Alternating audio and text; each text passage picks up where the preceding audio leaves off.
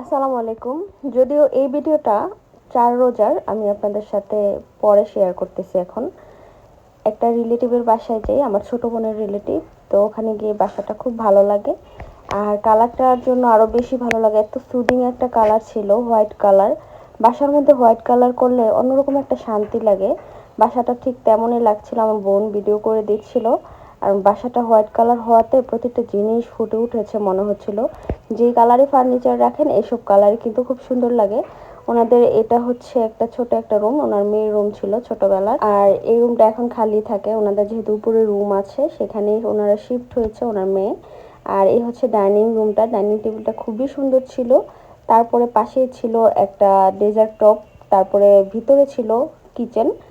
আর এই ডাইনিং টেবিলটার উপরে ঝাড়টাও খুব সুন্দর ছিল। এখানে যেই ড্রয়িং রুমটা, এটারও হোয়াইট কালার পেন্ট করা ওয়ালে। তারপরে দুই পাশে হোয়াইট কালার সোফা ছিল, পুরাই ওনার বাসাটাও হোয়াইট কালার থিমে করা ছিল।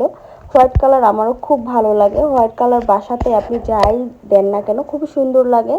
আর আপনার মনের প্রশান্তিটাও কিন্তু একটু বেড়ে যায়।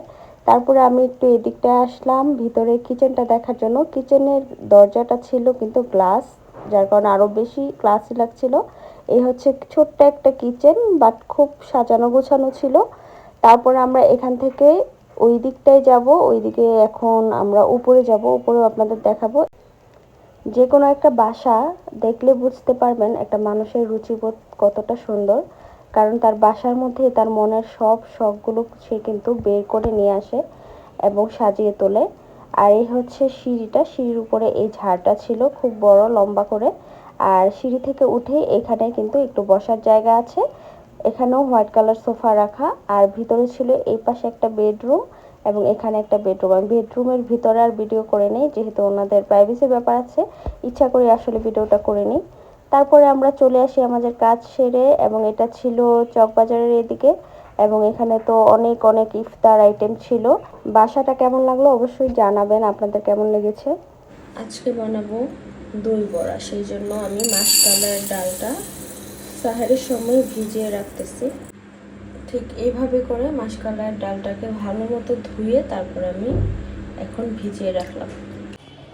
মাসকলাইয়ের ডালগুলো সারা রাত ভিজানোর পরে ঠিক এমন হয়েছে। এখন পানি ঝরিয়ে আমি ব্লেন্ডার করে নিব। দেখতে পাচ্ছেন একেবারে মিহি করে আমি কিন্তু ব্লেন্ড করে নিয়েছি। সবগুলো ডাল এভাবেই ব্লেন্ড করে নিব এবং বড় একটা বলে নিয়ে নিব। বড় এরকম একটা বলে নিয়ে নেবেন।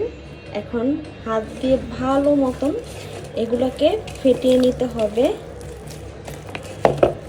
এভাবে এভাবে করে ফেটিয়ে নেবেন। কথা বলতেছিস কারণ আমি তো ঠিক এভাবে করে হাত দিয়ে বড় একটা বলে নিয়ে মাসকলাইয়ের ডালটা এভাবে করে কিন্তু হাতের সাহায্যে অনেকক্ষণ পর্যন্ত ফেটিয়ে নিতে হবে, যতক্ষণ পর্যন্ত এটা এমন ফোমের মতো আকার ধারণ না করে। ফোম ফোম হয়ে যাবে এটা হাত দিয়ে এরকম করতে করতে। এটা এভাবে করতে করতে ঠিক এরকম ফোম ফোম একটা ভাব চলে আসছে। তো এগুলো এখন ভাজবো। ভাজার আগে একটা কাজ আছে, সেটা আগে করে নিই।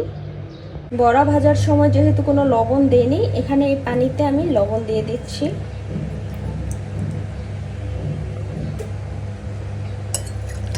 এখানে হালকা গরম পানিতে লবণ দিয়ে তারপর আমি এখানে বড়াটা ভাজতে যাব। কড়াইতে তেল দিয়ে এখন এগুলাকে ঠিক এভাবে করে নিয়ে ছোট ছোট করে নিতে হবে, নিয়ে ভেজে ফেলবো। আর ছোট করে নিলে ভাজার পরে কিন্তু আরো বড় হয়ে যাবে, পানিতে দিলে তারপরে আরো বড় হয়ে যাবে, তাই ছোট করে নিচ্ছি।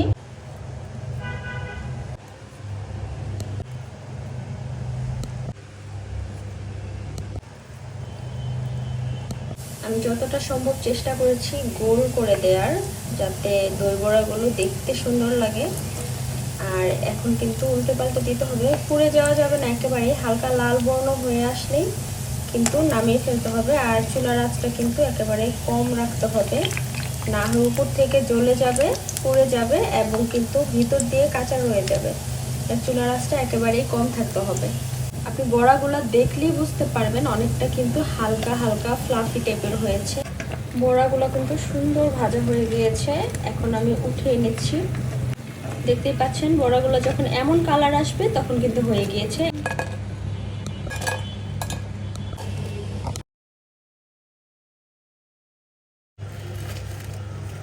ক্রিস্পি দই বড়াগুলোকে একটু ঠান্ডা হওয়ার পরে আমি এখন লবণ দিয়ে গোলানো যে পানিটা সেই পানিতে দিয়ে দিচ্ছি। এবং একটা তো আমি আপনাদের ভেঙে দেখিয়েছি এই জন্য যে এটা কতটা ফ্লাফি হয়েছে।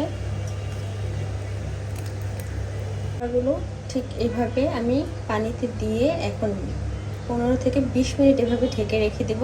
দেখেছেন পানিগুলো যেগুলো নাকি অ্যাবজর্ব করে নিয়েছে সেগুলো কিন্তু নিচে চলে গিয়েছে।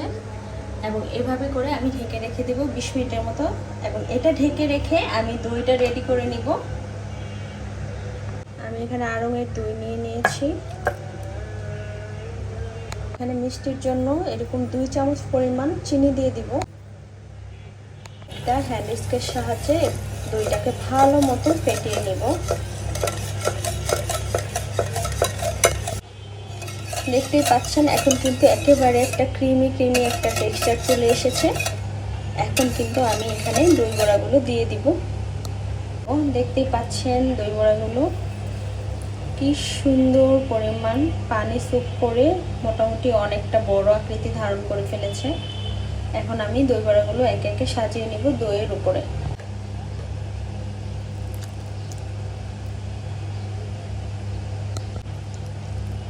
পানিগুলো একটু ঝরিয়ে দেখতে পাচ্ছেন হালকা হাতে দিতে হবে, না হয় ফেটে যাবে।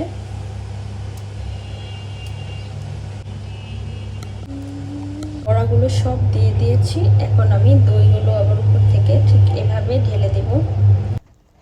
এই দই বড়ায় আমার আড়ংয়ের টক দই লেগেছে 2টা পরিমাণ।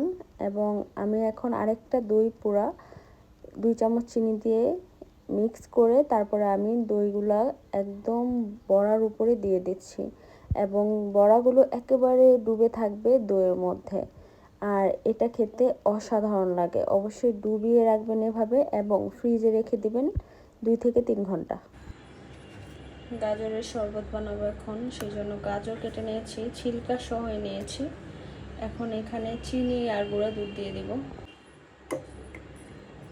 প্রথমে আমি গুঁড়া দুধ দিয়ে দিচ্ছি। লাল চিনি ব্যবহার করছি আমি এখানে। দিয়ে দিব পানি।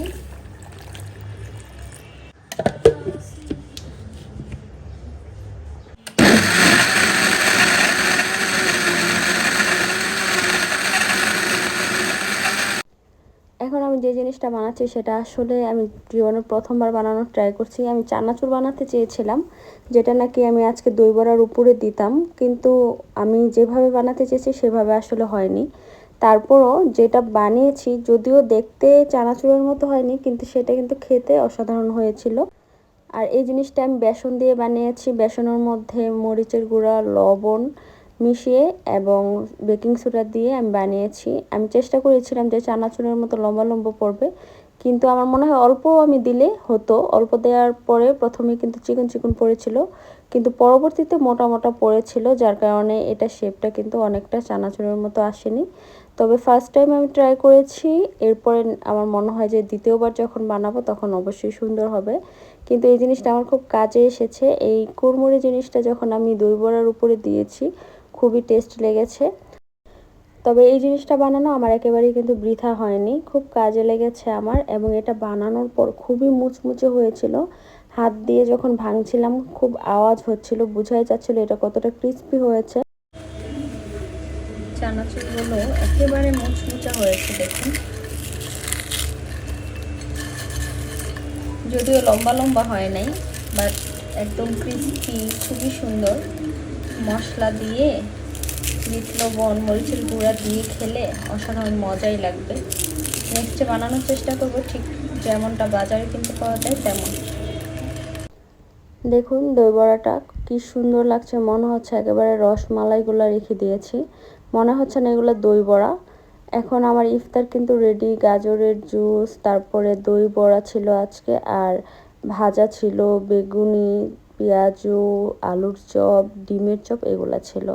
ওগুলো আমি প্রায় প্রতিদিনই বানাই, কিন্তু আজকে স্পেশাল ছিল গাজরের জুস আর দই বড়া। এখন আমি সাজিয়ে নিব একটা বাটিতে। প্রথমে আমি দই বড়াগুলো দিয়ে দিচ্ছিলাম একটা বাটির মধ্যে, একে একে করে সব সবগুলো দই বড়া এত সুন্দরভাবে কিন্তু দইয়ের মধ্যে ডিপ হয়েছে। আর এটা যতটা দইয়ের মধ্যে ডিপ করে রাখবেন এটা খেতে আরও বেশি সুস্বাদু লাগে। এখন আমি প্রথমে একটা বাটিতে নিয়ে নিচ্ছি দই বড়াগুলো। এখন এখানে হোমমেড তেঁতুলের চাটনি দিয়ে দিচ্ছি। আর এই চাটনিটা আমি বাসায় বানিয়েছি। তারপরে এখানে দিয়ে দিচ্ছি ধনিয়া পাতা পুদিনা পাতার চাটনি, যেটা আমি ধনিয়া পাতা পুদিনা পাতা রসুন এবং একটু তেঁতুল গুড় দিয়ে বানিয়েছিলাম। এটাও অসাধারণ লাগে এখানে দিলে। আর হাম তো বসে বসে দুষ্টামি করছিল এদিকে। আর এই হচ্ছে আমার দই বড়াটা, এবং তার উপরে আমি এখন যে চানাচুর বানিয়েছি সেটা দিয়ে দিচ্ছি। আর তারপরে এখানে আমি দিয়ে দিব চাট মশলা, উপর থেকে দিয়ে দিব চিলি ফ্লেক্স। এই তো হয়ে গেল আজকে দই বড়া বানানো। আশা করি আপনাদের ভালো লেগেছে। আর এখানে যে মশলাগুলো দিয়েছি সেগুলোর কারণে কিন্তু দই বড়াটা বেশি টেস্ট লাগে। আল্লাহ হাফেজ। আজকের ভিডিও এই পর্যন্তই।